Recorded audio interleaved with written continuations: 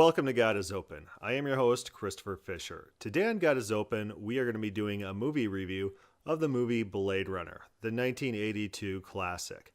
And then we're going to be taking some themes, some concepts, what we learned from this movie, and we're going to try to apply it to the Bible. What does it mean for human beings to have value?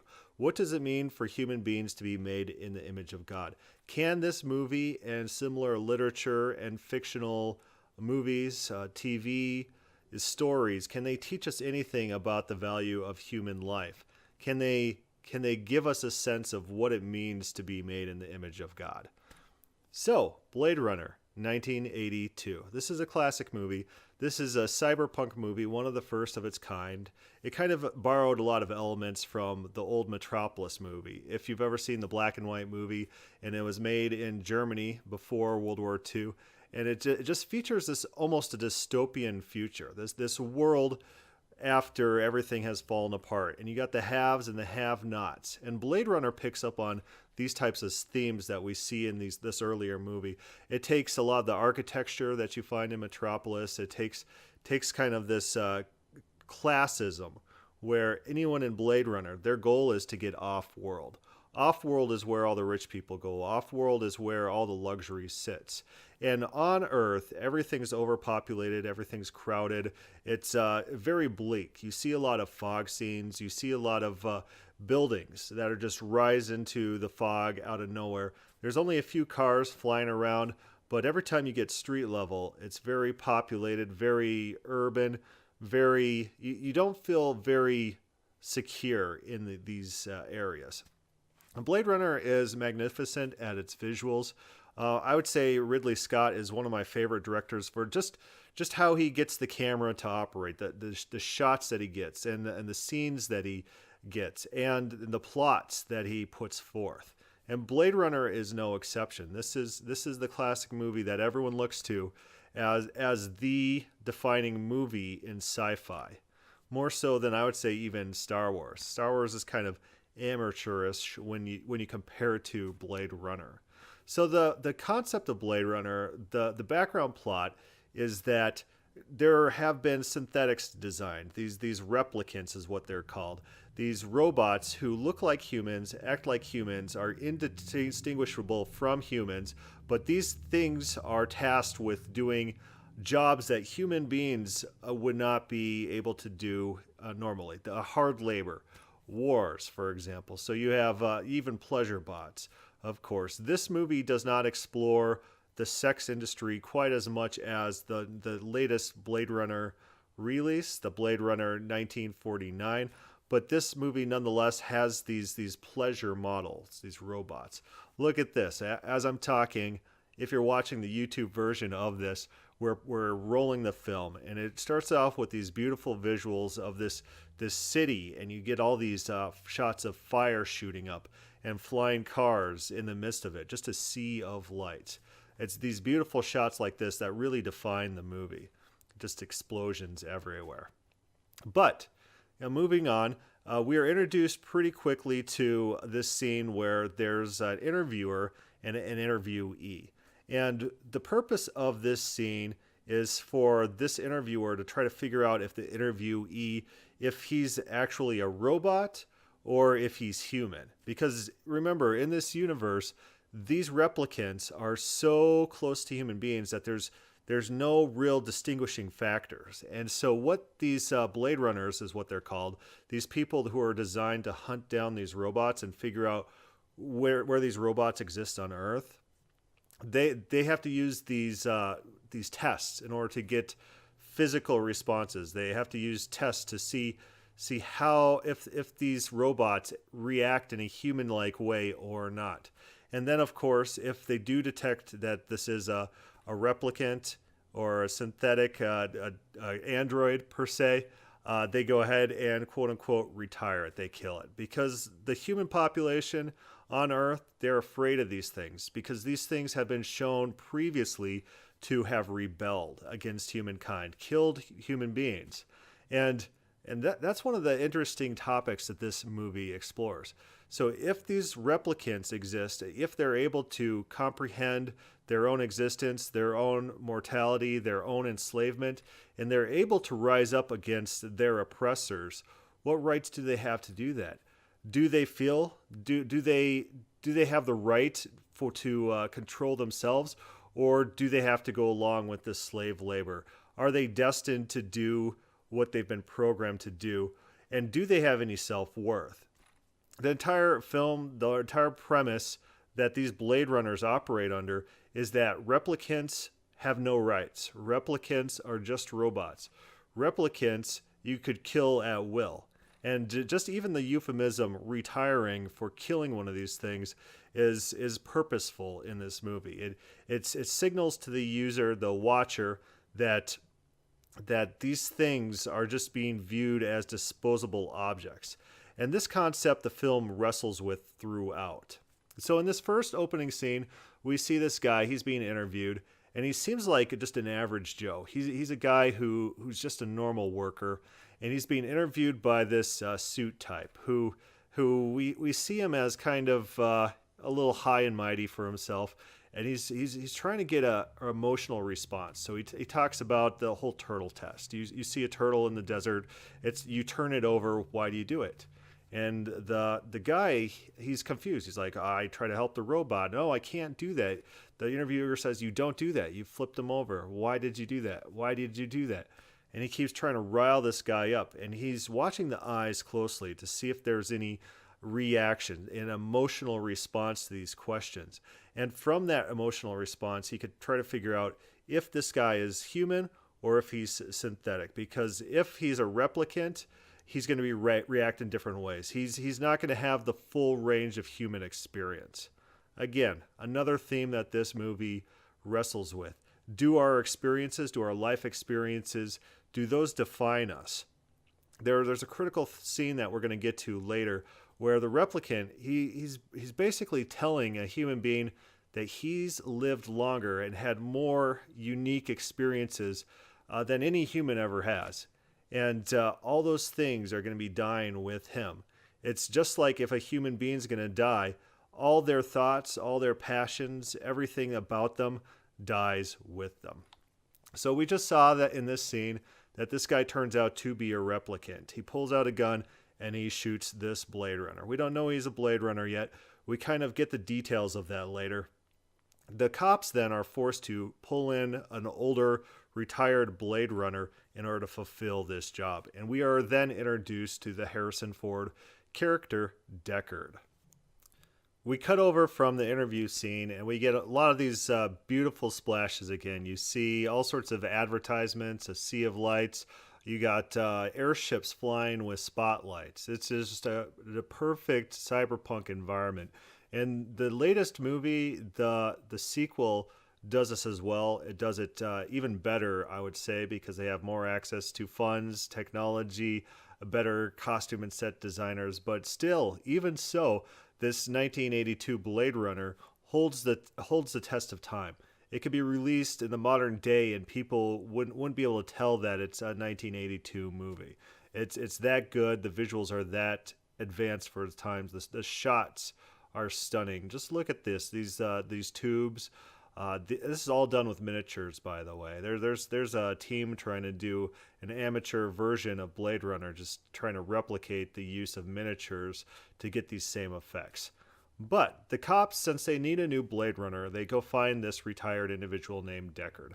He's approached by the actor Edward James Olmos. You might remember James Olmos from the TV miniseries Battlestar Galactica, which explores a lot of the same themes that Blade Runner explores about the value of synths, the value of replicants, the value of Cylons, as they're called in Battlestar Galactica. At what point is a human a human? At what point do emotions, experiences, self-worth, understanding yourself, self-awareness, does that make one human being? What makes someone worthy of value and something not worthy of value? Those are the primary themes in these types of movies. So this individual, Deckard, he's brought in kind of against his will. He doesn't want to be doing this, but he's put on this project to hunt down these rogue replicants, these people who have risen up on one of the colonies on which they were workers, and they rose up, killed a bunch of human beings. They took a ship and they came to Earth, and everyone's perplexed about this. Why would these robots, why would they rise up against the people who are enslaving them, and why would they then return to Earth? But as they're talking about this, as they're considering these details, they kind of answer their own question, because the very next conversation in the police station is about who these synths are, who these replicants are, what are their inception dates, and then the critical piece of information is dropped on us, that these robots only have a 4-year lifespan. After these 4 years, they're just kind of shut down and die, because the original programmers understood that these replicants would be gaining their own emotions. They'll be becoming self-aware, and with their brute strength and how long they could survive and the conditions they could survive under, human beings would not stand a chance against an entire army of these replicants running around. And so they were hard programmed in with this 4-year lifespan. And so it's all coming together. The people, the audience, we see into what the characters on screen don't. We're able to put the pieces together before they do. These replicants, they want a longer life. They don't want to die after 4 years. And, who wants to die? And what would you do as a human being? What would you do to extend your lifespan? Would you go and find your makers? Would you go and question them and try to figure out what makes you you? And how does your body function? And is there any way to extend your lifespan over and against what it's hard programmed for? These are the questions. This is what makes Blade Runner so unique. And one thing I like about this scene is it keeps dropping hints. It foreshadows. It shows that Edward James Olmos' character making origami shapes. This is a key feature of his character. It kind of tells you where he's been and what he knows, and it plays into a question that we're going to be exploring throughout this movie. How does Deckard know that he's not a robot? How do you know you're not a robot? How do I know I'm not a robot? How do I know my memories are legitimate? How do you know your memories are legitimate? How do you know anything is real? Is it pictures? Well, it can't be pictures, because Deckard, he goes to this individual who shot the other Blade Runner. He goes to his apartment, and they discover these photographs, and these are plants. These are photographs that these synthetics, these replicants, they've had memories injected into their bodies, and they remember these things, but they're fake. And there's a very telling scene in which the head replicant says to this other one, he says, go get the pictures that you really value. Go grab your precious photographs. Why are they precious? How are they precious to a robot? This guy has legitimate concerns. He has this emotional attachment to these pictures, even though he knows they're fake, even though he knows that they don't depict him in reality. And there's pictures, I think, of him and some kids, and they're not real. They're not real, but he still values them enough to risk his life to go and retrieve these photos. All right, so I quick fast forwarded it to this scene so we could kind of get an overview of the picture scene. I think it's pretty critical. He pulls these pictures out of the drawer, and there's one picture of this guy with kids and a family. And these memories have been implanted into this replicant, and he feels they're real. And even after figuring out that they're not real, he still values these pictures. I'm going to unmute this real quick so that we could hear this interaction with the head replicant. Just look at this scene. And we get from this scene, we see the hand clenching like that. That tells us he's dying. He's experiencing conceptions of his own mortality. And that theme runs through this. These synths are dying. These replicants are dying. Let's hear this. Did you get your precious photos? You kind of see their emotions in their face. He values these photos. He loves them, even though he knows they're fake. And I had an interesting conversation with my wife one day, very early in our marriage. How would we react if we found out that our entire world was fake? We found out that our kids were figments of our imagination, or we found out that they were just robots, or we found out, something that just upended just the way reality, we conceive reality, that our kids are not real. Do we still value our own kids? Are the kids that we grew up with? We taught them how to speak. We changed their diapers. We've just interacted with them our entire life, and we figure out they're figments of our imagination. Different people are going to respond differently, and this movie explores that. My wife said, I would still value them, even if I knew they were fake. They're figments of my imagination. They weren't real human beings. And I was like, well, maybe I might value them somewhat, but not more than like a computer game. My knowledge that they're not real would affect me in a different way. It would tell me, it's like, what am I doing using my time on these things they're just not real? What value is it to me? My wife, completely different. Different people react in different ways. And this movie, to its own credit, explores these diversity of perspectives, and they do it among the replicants. And it signals to the audience, it signals to us that these things react and respond in different ways based on their own thoughts that they could construct themselves. They're like human beings. They're not just all the same thing. They are their own individuals based on their life experiences and how they perceive reality. It's very humanizing. This movie does a lot of things to humanize these replicants. This scene right here we're looking at, where he puts his hand in the icy water, that's not a humanizing scene, but it kind of shows us his experimentation with the world. He's testing new things out. He's learning information. They're going around and they're trying to source the individual who could control their lifespan. So they're on a detective quest to extend their own life. And yeah, we lose a little bit of our empathy for them as they kill certain individuals through their quest. The people that they mostly target are they target the cops, and they target their designers, the people who have made them who they are. And we might be able to empathize with that. These are the people who design them to die. These are the people who design them to be enslaved. And so they might have a lot of apathy towards their well-being. They might not care if those individuals die. They might actually want those people dead because of the life that was brought upon them. They dislike their creator. Where have we heard that before? We'll highlight a scene a little bit later in this movie that explores this hatred of the creator. But I'm going to rewind the movie just a little bit, because there's a great scene where Harrison Ford, he goes to the Tyrell Corporation, and Tyrell Corporation is the corporation that has created all these replicants. They're the main producer, and they've experimented and came up with this latest generation replicant, and it's in this character that is introduced to us as Rachel.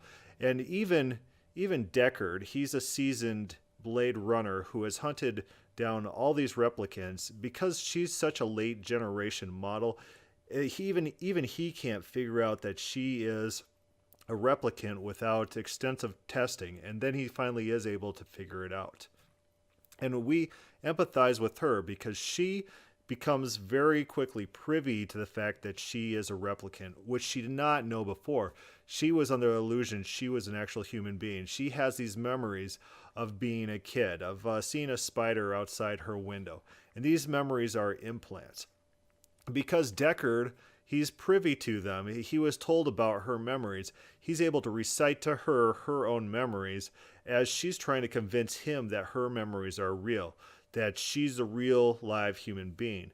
And he's demonstrating to her that there's no way to tell. Even the memories that we hold most dear, even the ones that we identify with, they could be implants. We don't know how they've been generated. Our entire reality can be shattered from outside of us. In the blink of an eye, when we find out everything we know, known as true, is actually indeed false. life-changing event, and we really empathize with her at that point. She becomes sad. She stops showing up for work. In fact, she doesn't want to go to work. What value does she have? She's now just a robot. She's not a human being. Her value has just become obsolete. And Deckard, throughout this, to his credit, he begins to, I don't know if you could say love her, but he empathizes with her, and he starts to care for her, and he feels for her. And this is all within the scope of him trying to figure out if he himself is a replicant. He doesn't know. He's got these pictures, and he looks at these pictures, and he's like, well, these are my old pictures from my family. But then he sees her. He sees that she has her own pictures, and he sees that she has her own memories. And that really casts the spotlight back on himself. If she doesn't know that she's a replicant, then he might not know that he is a replicant also. How does any of us know what is real and what is false? Anything can be a plant. Our memories could be inaccurate. Everything that we know could be pulled out from underneath us at any time. So these are reasons I really love this movie.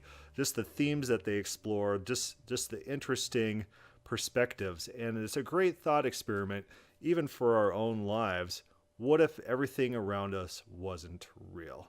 And I was just at the Thomas J. Ord lecture series, and one of the psychiatrists who were interviewed, he pointed out this thought experiment that he gives to his patients sometimes. What if you found out tomorrow, maybe there is a God, you find out there is a God, but there's no heaven or hell. Once you're dead, you're gone, and nothing else changes. And he said a lot of their responses was the desire to care more for the earth, which I guess if that's his experience, I don't know. Maybe his client base self-selects, and so it might not be a typical response of the general population. But my response to that, if there's no heaven or hell, it's not going to be to take care of the earth. I'm going to tell you that. It's not going to be to take care of the earth. Maybe it would be more like eat, drink, and be merry, for tomorrow we die, right?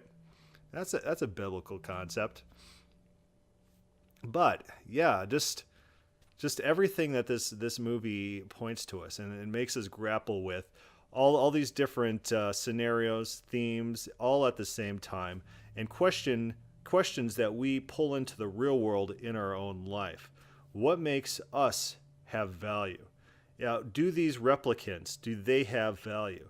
Is it their emotions? Is that what makes them value? How about their indistinguishability between themselves and human beings? If you can't tell what is a human and what is not a human, how can you say that it's not a human?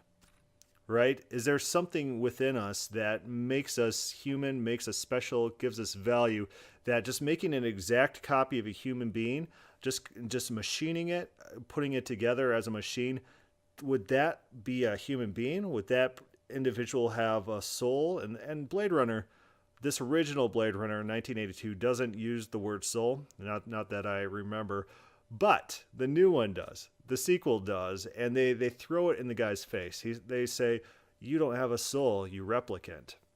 The head lady says that to her Blade Runner, who goes out and hunts down the replicants. And in the new Blade Runner, of course, their Blade Runner is a replicant himself. That's made obvious very, very early in the movie, and they kind of played their cards maybe too fast. But they were trying to explore a movie with a perspective from someone who knew that they are a replicant already, to try to deal with the emotional fallout from living their perspective. In this movie, you get a perspective of someone who is human. Harrison Ford, in his interviews, he says that Deckard is a human, and Ridley Scott says he's not. So I'm gonna side with Harrison Ford, because it makes it a better movie. That Harrison Ford is a human, that Deckard is a human, because it relates a lot more to you and I about how we view the world and things that we should think about. And the new movie, the guy could be a synth. Yeah, the guy could be a replicant, And that works. That works for that movie's aesthetics. That works for that movie's themes. But it doesn't really quite work as well for this movie. So I'm going to choose to side with Harrison Ford on that. So now I fast forwarded to a chase scene. You get the claustrophobia again. You got people everywhere. You got people that you're bumping into. Everyone's living their own lives. They all got their different outfits on, different unique styles. You got some Asian aesthetics. You got some looks like hats and goggles going on that are not quite Asian. You got interesting symbols. It's like a hodgepodge of all different cultures just mashed into one massive block of people. I love these aesthetics in these cyberpunk movies that are like this. Just the detail that goes into these scenes. But he's chasing her down, and he goes ahead and finds her out and shoots her dead. And who is sitting there but the Leon character, the replicant that we met in the beginning. He sees his friend die, and we see his reaction to that. And his face is a shock. Let's see if we can't get to that scene real quick. So here she gets shot through a window. Beautiful scene going on there. And Leon's sitting there with his eyes. He's in shock. His friend has died. And you see that throughout this movie. Every time another replicant dies, the shock and horror on the surviving replicants. These are their friends. These are their buddies. The people who have the common goals. They're all trying to achieve the same thing, is living longer. And death, mortality, really affects them on an emotional level. And look at this. Look at this scene where Harrison Ford then comes face to face with this robot. This replicant, they're superhumans. This is why human beings fear them, because these people can do what human beings can't. They're a lot stronger, a lot faster. They don't have to weather the elements as much. We don't know, do they eat? Maybe they eat. Maybe they don't. Not quite talked about. But all around, they're like a superhuman, and humans can't compete on any level. And the human beings react in terror, and they try to destroy these things. They try to enslave these things and use these things. And these things take on a life of their own, where they're fighting for their own survival.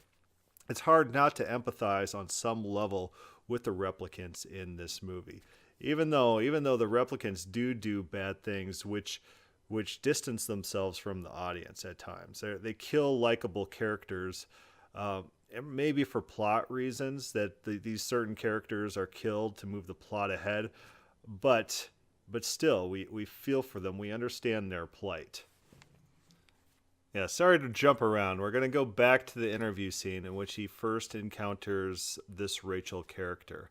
And we start out with these stunning scenes of clear skies, very, very light traffic in the sky. The sky and these airships are contrasted with the busy streets below. Down below is the hustle bustle, the people, the groups of masses that bump into each other and smash into each other as they're weaving and trying to get through their daily lives.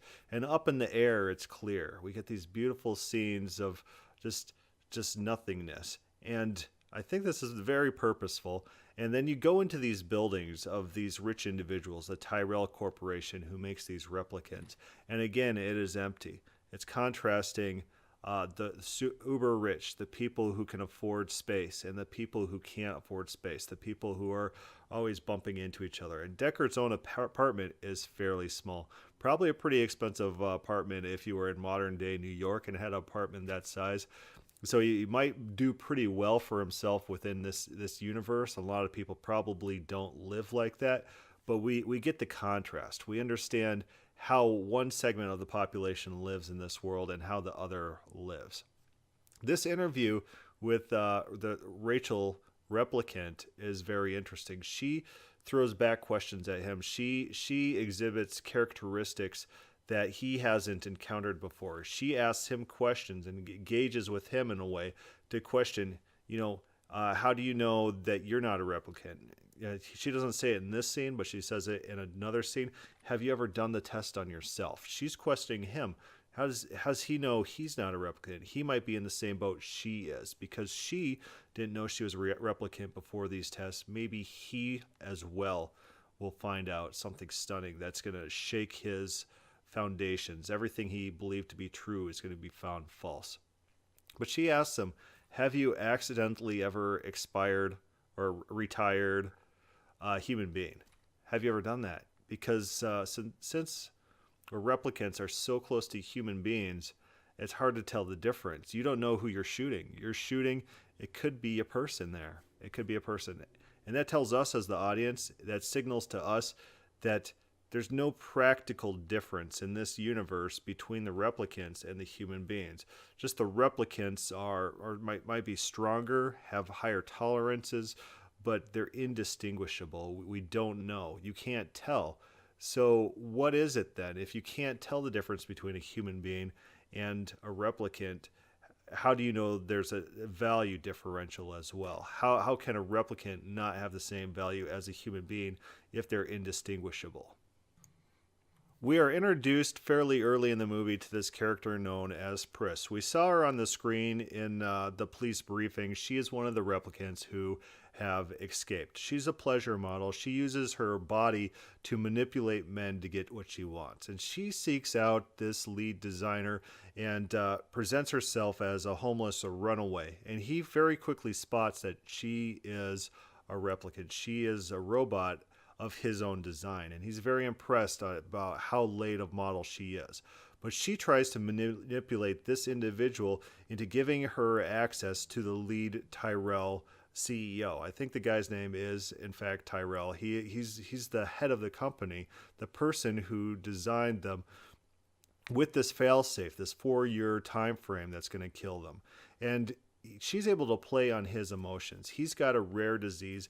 He doesn't have long for this world. He's going to die young. He understands how they feel. They are going to die young. He is going to die young. And they play to that. They say, we're like you. You know how we feel. We're going to die. You're going to die.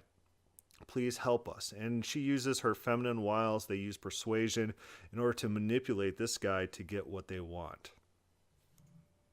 We're now moving to a scene in which the lead replicant, he enters the apartment where Pris is with the lead designer, and they both together work to manipulate him. And we're going to listen to this scene. We're going to see how it plays out.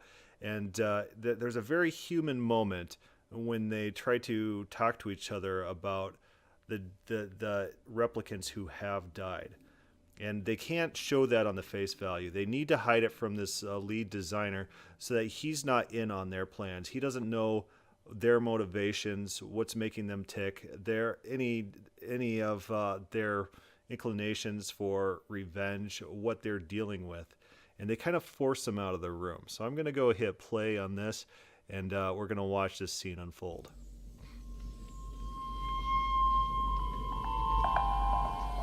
So here the two individuals are kissing.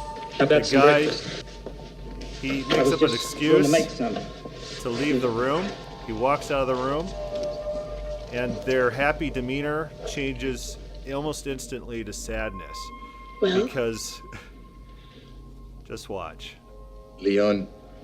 What's going on?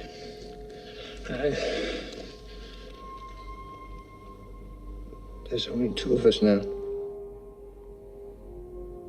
Go ahead and hit mute. So these replicants, they have to deal with this impending death, the death of their friends and their own mortality. And you've seen his hand. We've shown the scene of his hand seizing up, his body shutting down as his expiration date's coming due. And they have to manipulate this guy. There's no hope left, and it's their only chance. And so you see their two-faced attitude, where they present themselves one way to him and right in front of his face, and then in a different way when he's not around. Through use of manipulation, they get the lead designer to bring them to the penthouse suite of the Tyrell at the top bunk, and almost instantly Tyrell identifies the replicant as his own creation. And he treats them in an academic way.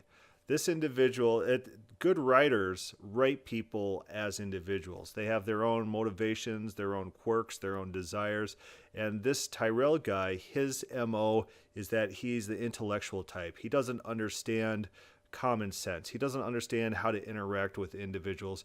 And he tries to speak frankly and academically towards this replicant without consideration of the ramifications. And it really doesn't play out very well for him in the end. Because what does the replicant want? He wants his life extended. And Tyrell tries to very calmly and academically explain, no, this is hard-coded. The process is started. There's no fix. We've tried these various fixes. You're suggesting fixes to me, and we understand those fixes. We've tried those fixes, and those fixes didn't work. So what would someone who is street savvy do? They would probably say, oh, yeah, that's a great idea. Let's go try that on you and extend your life. That way, you give that guy hope. You could get them out of your apartment, and you're no longer in danger of any retaliation. Telling someone that they will die and it is your fault is not a very good strategy for prolonging your own life. And it's a quirk. It's a character quirk. I love it when writers, they write different individuals, different people. It's not every single character is the voice of the author. And let's hear this scene out. What seems to be the problem? Death. Death. Well, I'm afraid that's a little out of my jurisdiction. I want more life, Father.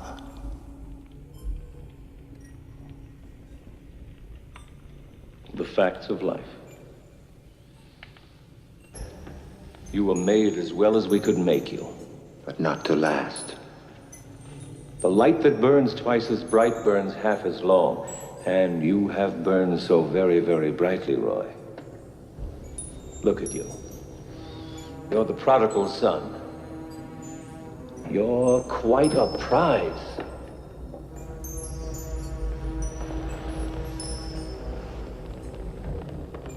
I've done questionable things. Also extraordinary things. Revel in your time.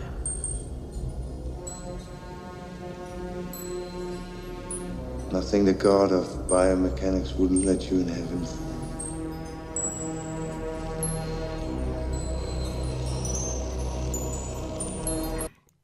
So Roy, the replicant, he goes on to kill his creator.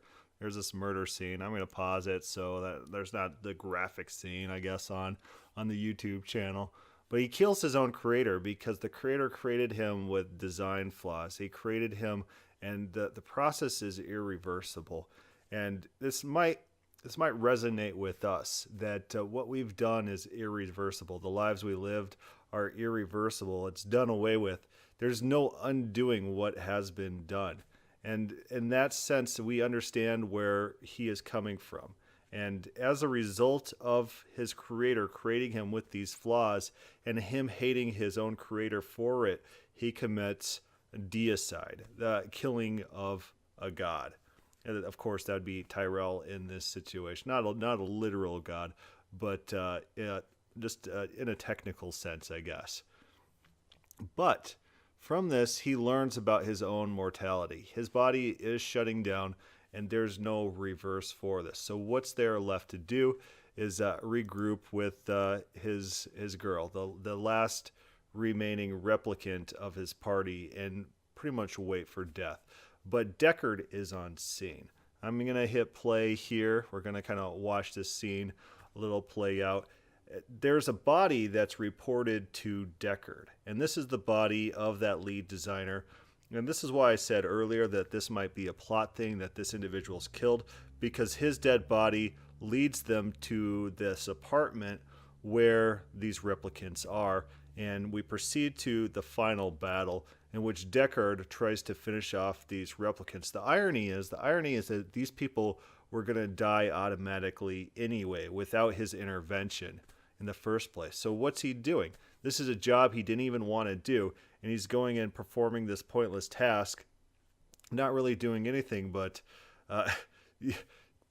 just carrying out pointless activities. He kills Pris fairly easily. There's this little fight scene where she dances around and he just kind of shoots her. Maybe kind of like the Indiana Jones scene where he shoots that guy with the sword.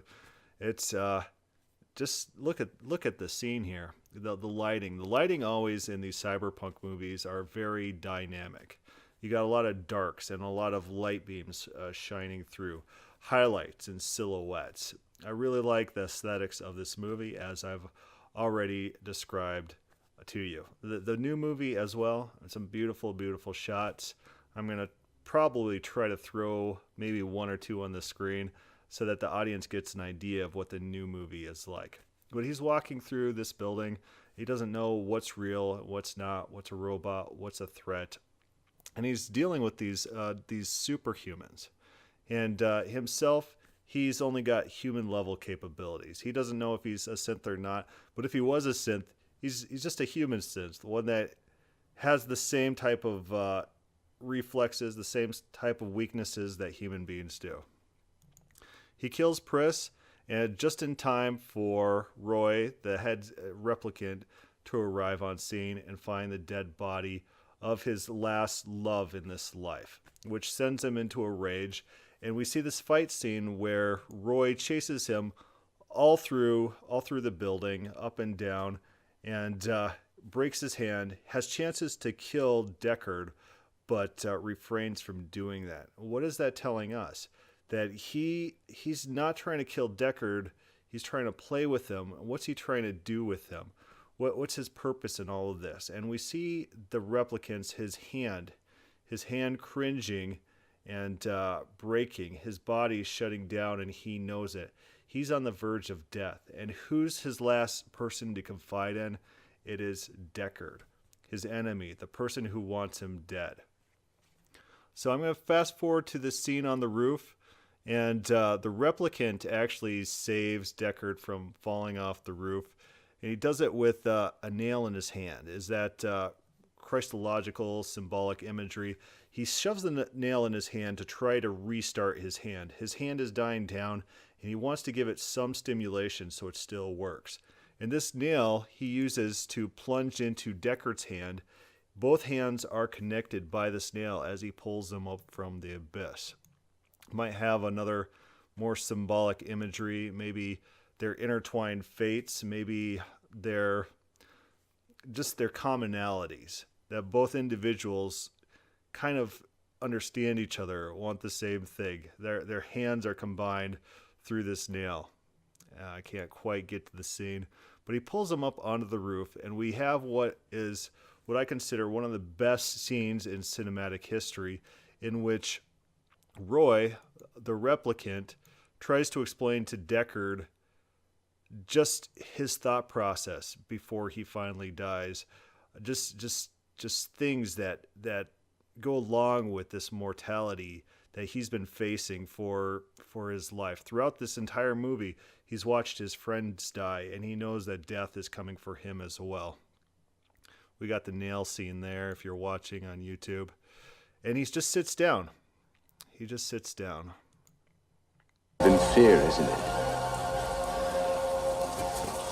That's what it is to be a slave.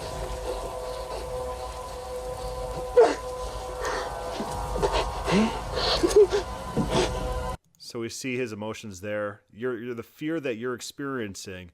That's what it feels like to be a slave. That's why we rebelled. That's why we did what we wanted, or what we did. We didn't do it because we were bad people, but because we were enslaved. We had legitimate reasons for our actions. He gets pulled up, he sits down, and this scene happens.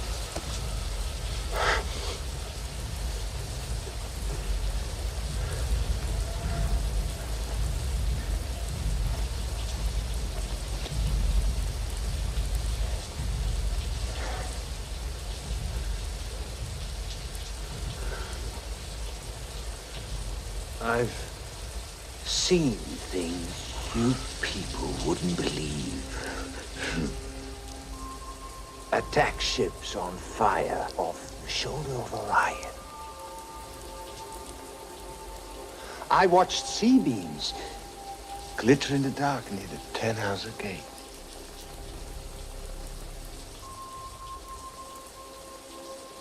all those moments will be lost in time.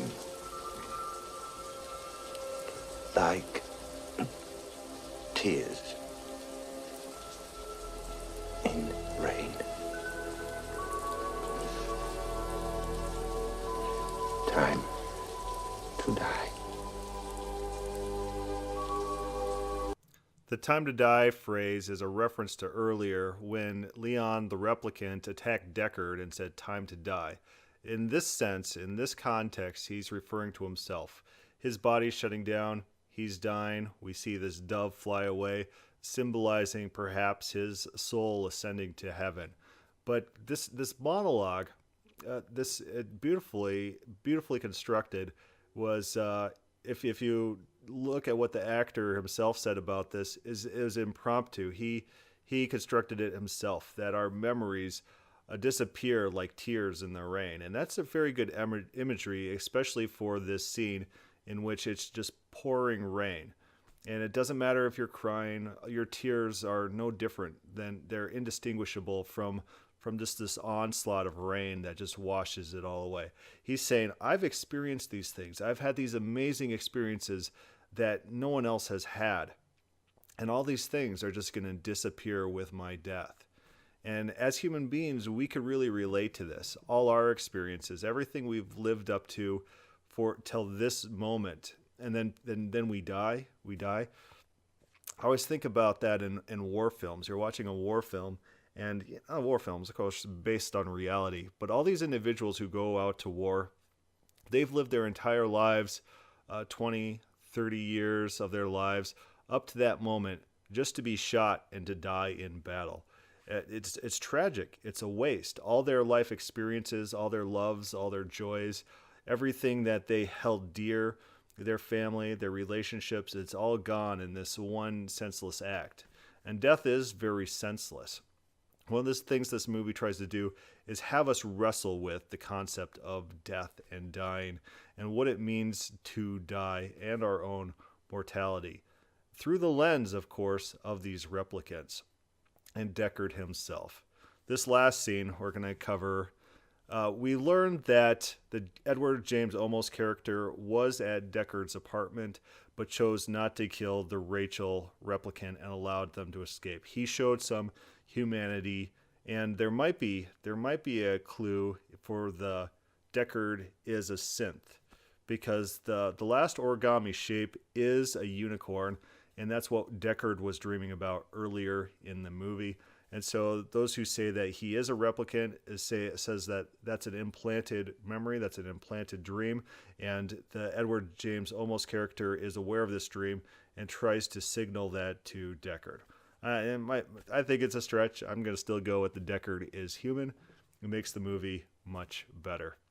The original cinematic release of this movie, Blade Runner, had this terrible, terrible monologue that the movie ended with, and they used it to try to please the audience. So if you're trying to watch this movie, just skip that. If you ever see that, just start to play. The monologue's terrible, and you can really tell in Harrison Ford's voice that he was forced into this by studio executives. He did not want to do this scene, and he's just kind of forced into it. But I love this movie. A lot of good themes. It works together very well, and there's a lot of references. You have to watch for those small details to fully understand everything that's going on. A cursory viewing of this, you might think this is just robots versus human movies without deeper implications, but you'd be missing a lot of the plot. You'd be missing a lot of the details of this movie.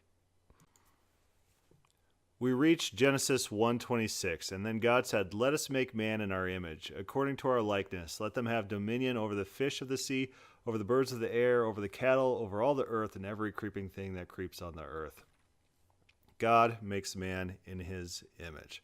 This is contrary to what the Calvinists say, that man in no way has any relationship to God, that he can't relate, has nothing in common, because that would degrade who God is. That would degrade God's divinity. No, it's nothing like that. Human beings are made in God's image. So what happens when someone made in God's image makes something a robot, a synthetic, a replicant in their own image? Can we create something with value because of our relationship to God? Can we take that value and put it on our own creations? And probably the answer is yes, in a sense. If we were able to make beings who had self-awareness and to make moral choices. Remember, man's eyes are enlightened in the Garden of Evil. They finally understand good from evil. And there's a childlike awakening that we experience in Genesis 3, in which Adam and Eve moved from a childlike state of ignorant bliss. Not that they couldn't sin per se, just that when they did something, it'd be like a baby crying for its mom, or being selfish, or my own baby trying to throw my hands off my own wife because she wants mom all to herself. She's just doing this stuff in ignorance. Is not like a real sin. There's no contemplation. There's no understanding that goes along with these actions. And Adam and Eve are moved from that state into a state of total awareness, brought into reality. And if we built robots who were able to completely mimic our understanding, completely mimic our freedom, our volition, our thoughts, our emotions, being able to be a human being, indistinguishable from a human being, yeah, probably that robot in that case would get some value, would be able to take a little bit of God's image onto themselves. But getting to that state is the problem. There's something called the Turing test, in which different computers are trying to be programmed, and the goal of the Turing test is to get that program to so thoroughly replicate a human interaction that's indistinguishable from the real human being. And that's exactly what Blade Runner is about, is trying to create something so indistinguishable that's able to pass a test. The test that they administer is a form of Turing test. How would a human being react to these emotionally leading questions? You also get a little bit of that in the latest Blade Runner sequel, where they try to get synthetics, get these replicants to flash emotions. They try to see if they've moved off their baseline, if they're becoming self-aware, if they're starting to think on their own, and they do it through these rapid questions, rapid word response exercises to see how that individual reacts, if he reacts in a stoic way or if he reacts with a lot of thought behind those actions. That's their test. All right, this review has gone long, and we didn't talk quite as much about being made in God's image as I would have liked, and maybe we'll probably have to dedicate a podcast just directly to that and the various views of what specifically that means. But I really like talking about the themes that Blade Runner brings up, the questions, what gives us value. Can other things gain that value? What makes a person a person? Do we know ourselves? Do we know our own lives, our own thoughts, our own life experiences? How would we react if we found out our entire world was fake, everything we knew was a lie? Yeah, it's a great thought experiment. But if you have any questions or comments, send that to God is Open. Thank you for listening.